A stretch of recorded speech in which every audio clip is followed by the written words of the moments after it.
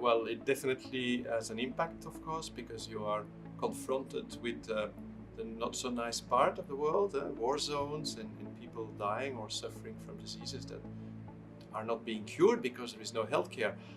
So that has an impact, but it also impacted me because it's a non-governmental organization with a lot of capacity. So it's an NGO that has the human resources, the real right people to do things, to change things, and the organizational structure to have an impact.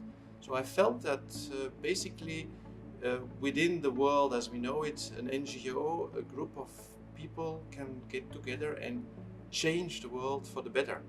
I think that is helping me now in my work to collaborate with patient organizations and to co-create solutions with them.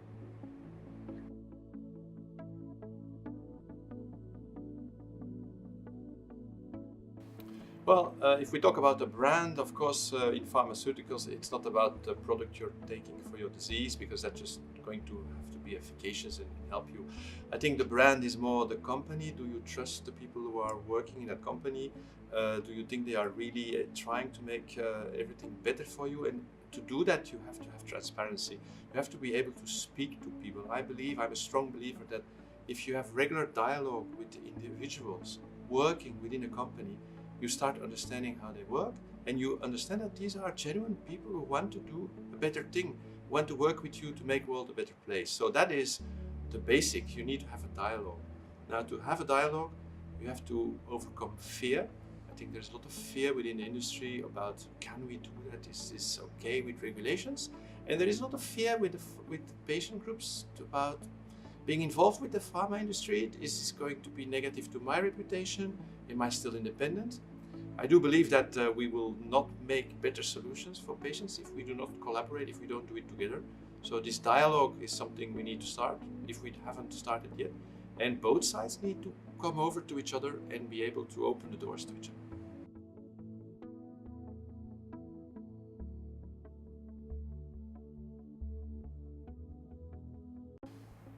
So I think it's something that makes perfect business sense, and I do believe that everyone in a company is trying to bring better outcomes to the patients, to the people who need it. So we all agree that we should be doing it. Now, for some companies it might be a little bit more difficult because they are maybe structured in silos, and some of the people are working they're following a certain process that has already been successful for so many years, so they feel it hard to change that existing process and to start something new.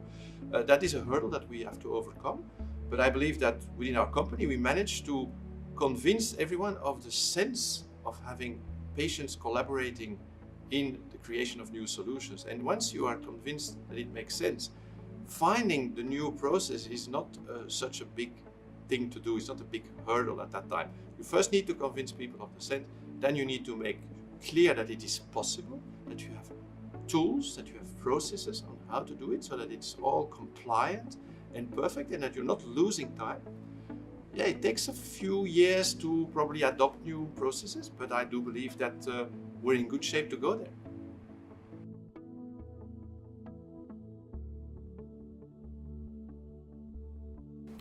What excites me most is that we are now facing patients who have been trained, who are well informed, they studied, they went to maybe Upathy or other online tools, and they have achieved a level of capacity to collaborate with scientists, to collaborate with people who do research and development, and to collaborate to make these solutions better. So I am a strong believer that the future healthcare will look better than what we see today.